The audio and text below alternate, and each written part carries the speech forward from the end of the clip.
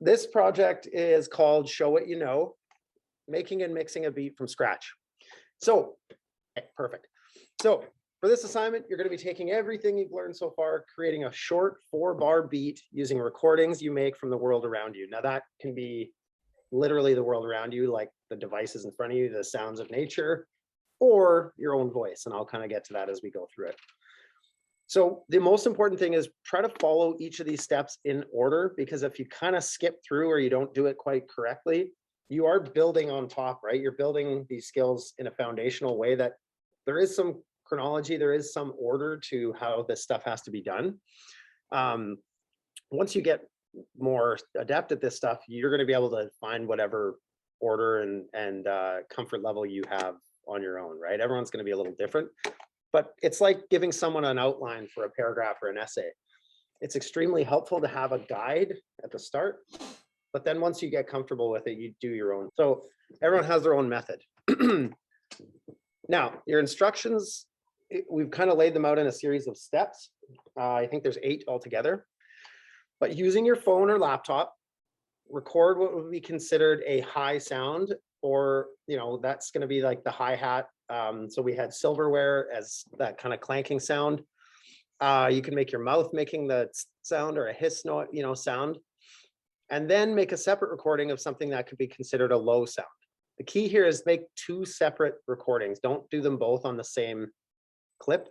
The goal here is to try to have you separating things so that you have one file named what it is and another file named what it is. So that could be a hand drum or a thump on the floor. And then finally, this is one that's a little trickier, but make a 3rd recording of something in that kind of mid-range between the 2. So you're going to, step 1, you're going to finish with 3 different clips on your phone or your laptop. Okay. And I want you to name them whatever they are. The next step is you're going to create a new GarageBand project, and you're going to import your 3 sounds onto one audio track so that you have one track that's all your original sounds, so that you can have those kind of banked and you can mute them as your project is going. Then you'll create 3 separate tracks titled kick, hi-hat, and snare, and copy and paste the matching wave file onto each. So you're going to make a master track with all your sound on it, both sounds side by side, and then 3 extra ones, so 4 total, and each one will be titled. Remember, and you can go to the track title and just click on it and rename it. And you're going to drag, if it's kick, you're going to drag that low sound right into that track. And same with hi-hat and snare. So now you should have 4 tracks. Each one will have a separate one, and one will have the main originals on it. Step 3, you're going to trim or truncate each sound you imported into the named tracks so they actually sound like they're intended to represent. So, you know, trimming that dead space off of the front and back, or the beginning and end, I should say, of the clip, and play around with that so it sounds like what you want it to sound like. Okay. So we're not really following, trying to make it sound the same as the one we did necessarily. It may end up sounding like that, but that's going to be up to you. So you're trimming, and the sounds will actually now represent how you want them to individually, each beat. Then using the cut, copy, move functions, arrange your sounds into a beat that appeals to you. This is going to be the part that will probably take you the longest, because it's the part you're going to have to listen to over and over. And this is where the playground part of it will be, the sandbox, right? You're going to try things out. You're going to copy, paste, undo, redo. You know, this is where we kind of want you to spend the time fleshing it out a bit. The beat must be 4 bars long. So remember, when you look at the GarageBand track header at the top, it's got, you know, 1 1 1 2 1 3 1 no 1 1 1 2. Yeah, that's right. 3 2. Yeah, so you're wanting it to be 4 long. Okay, at least, well, I mean, if you want it to be 8, I think you could do 8, but we're asking for 4, so 2 is too little. We want it to be able to be long enough that you can make some changes and do some automation, so you'll have some chance to make it sound differently. Yeah. Which brings us to step 5, which is the more prescriptive part of this, meaning this is where we're actually asking you to do some very specific things. How you use these is up to you, but you're demonstrating your ability to do these things.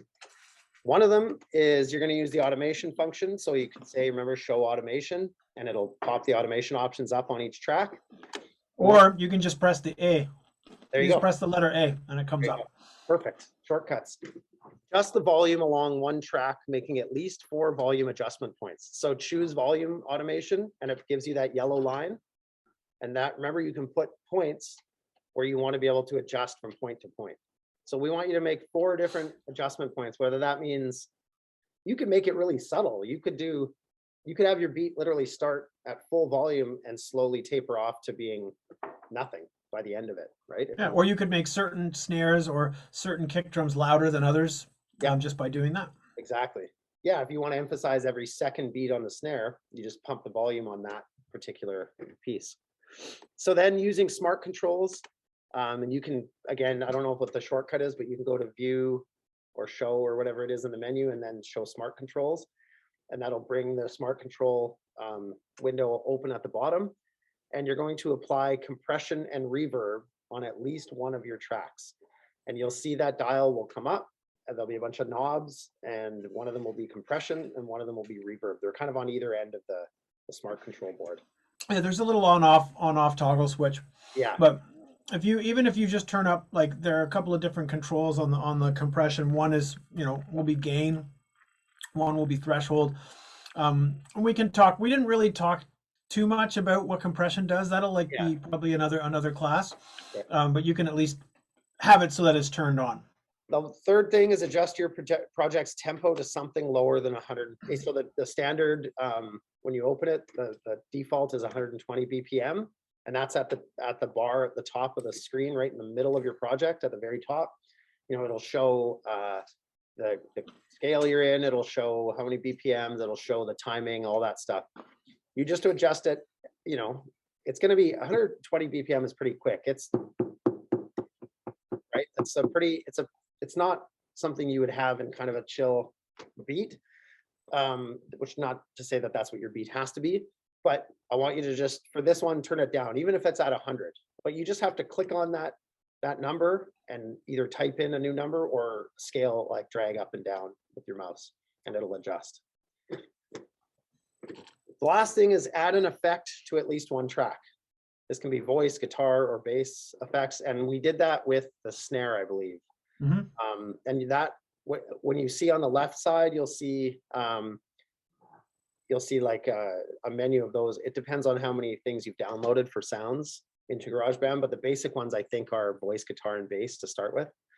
Just pick an effect and throw it onto one of your tracks and see what it sounds like and play around with those, right? You can turn them off as well, but play around until you find something, whether it's distortion, like you can put like a distorted effect on something that'll give it more. I think you did that with the snare. And some of those effects will have their own smart control, like pedals or knobs that you can mess with as well within them, but they'll even just applying the bass default effect to it is fine. So at this point now, you will have 4 tracks. You'll have one that's kind of untouched because it's just the main default that has both of your samples on it. And then you'll have 3 tracks arranged into a beat, something lower than 120 with some automation, some compression or reverb, let's say compression or to at least one track. That sounds good. And yeah, and then you're essentially done that part of it. But as we talked about, having it sitting on one computer is fine if everyone's in the room on that one computer, but we want you to be able to share this. So the last 3 steps are kind of quick ones. You're going to export your project as an MP3 file. Okay, so you're going to save the GarageBand project. You're going to export your project as an MP3 so that it's a small file that someone can play on anything that's not GarageBand. Then you're going to, you'll save that project as a GarageBand project file, title it with your name, and show what you know beat. And then you're going to compress that file. If you have any questions about that, just let us know and we'll go through it again. But basically, you're zipping that file so that it can be shared. If you try to share a GarageBand file, even a small one like a 4-bar beat, it's a big Yeah, it doesn't like it. Gmail won't like it very much. So Yeah, you gotta zip that file or compress it. absolutely. Usually you just find the file, select it, and then you say compress in your menu of what you can do with that file. So it's pretty straightforward. And then you can attach it into an email. And you're going to email both files, the compressed GarageBand project, so that John and I can each open it up on our own versions of GarageBand and look at all the things you did, but also as just a small MP3 file that we can just hear the beat on its own. Because it's really cool to be able to just hear the beat, but then be able to look behind the curtain at what that beat's made of, right? Not only the things and steps you did to it, but where did it originate? You know, it allows us to hear the original sounds and how they've changed between silverware to a hi-hat, right? So we're taking all the things we've done so far as separate little things, and we're doing it all one step after another. And these steps are all laid out chronologically in order